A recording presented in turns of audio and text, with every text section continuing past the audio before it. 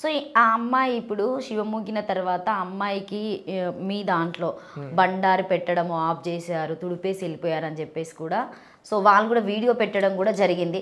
అంటే అమ్మాయికి శివం వస్తుంది, ఖచ్చితంగా ఈ అమ్మాయికి మేమే బండారి పెట్టాలని చెప్పేసి మీ దాంట్లో ఏమైనా పద్ధతులు ఉంటాయా?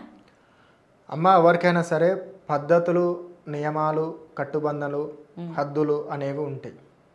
దాంట్లో ఉల్లంఘించి మాట్లాడితేనే ఎవరైనా తప్పుగా ఇప్పుడు సౌందర్య అయితే మొత్తానికి ఉల్లంఘించి మీ అందరినీ ఫేక్ అని చూపెట్టింది. ఇప్పుడు నన్ను అదే కదమ్మా, నా గురించి కూడా ఇప్పుడు ఇన్నేళ్ళ నుంచి నేను ఇన్ని పండుగలు చేసిన, ఇన్నేళ్ళ గురించి దేవుళ్ళని చూపించిన, ఇంత మంచి చేసిన, ఈరోజు నా గురించి వచ్చేసరికి ఫేక్ అని మాట్లాడుతున్నారు. అంటే ఈ సౌందర్య అనే అమ్మాయి వల్ల మా వాళ్ళకు మాకే గొడవలైనాయి. ఇక్కడ మాకే గొడవలైనాయి. గొడవలు అవ్వడం వల్ల ఈ గొడవలు కూడా అది ఏం కొట్టుకునుడు తిట్టుకునుడు కూడా కాదు, చిన్న చిన్న మనస్పర్ధ మాటల వల్లనే, చిన్న మాటల వల్లనే గొడవలు అవ్వడం వల్ల తను ఏమైపోయిందంటే ఈమె స్విచ్ పెట్టింది, ఈమె సైలెంట్ అయిపోయింది, మా కమ్యూనిటీలో మాకు గొడవలైంది. అట్లా తన వల్ల ఈ యొక్క గొడవ అనేది అవుతుంది.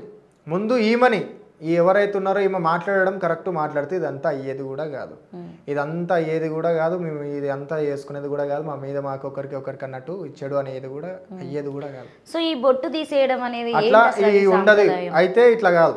అయితే ఈ బొట్టు ఎందుకు తీసేయడము, లేకుంటే ఈ బొట్టు అనేది ఏమైనా ఉందా అంటే దీని గురించి చెప్తున్నది ఏంటంటే ఈ యొక్క బొట్టు అనేది బండారి అనేది బలగం అనేది బండారి బలగం అనేది ఇట్లా ఇందులో పెద్దలు ఉంటారు, చిన్నలు ఉంటారు, ప్రతి ఒక్కరు ఉంటారు. ఈ యొక్క కమిటీ అనేది ఏంటంటే ఎప్పుడు కూడా ఎవరిని ద్వేషించి కానీ ఎవరిని గురించి చెడు కానీ ఉండదు.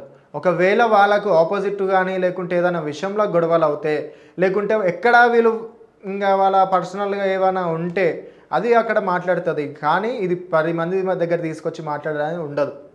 ఇంకోటి ఏంది, శివశక్తులకు సంబంధించి ఒక గ్రూప్ ఉంటుంది, కమ్యూనిటీ ఉంటుంది, అక్కడ కూర్చోబెట్టుకుంటారు, మాట్లాడుకుంటారు, ఇది తప్పు ఉంటే తప్పు బిడ్డ అని చెప్పుకుంటారు.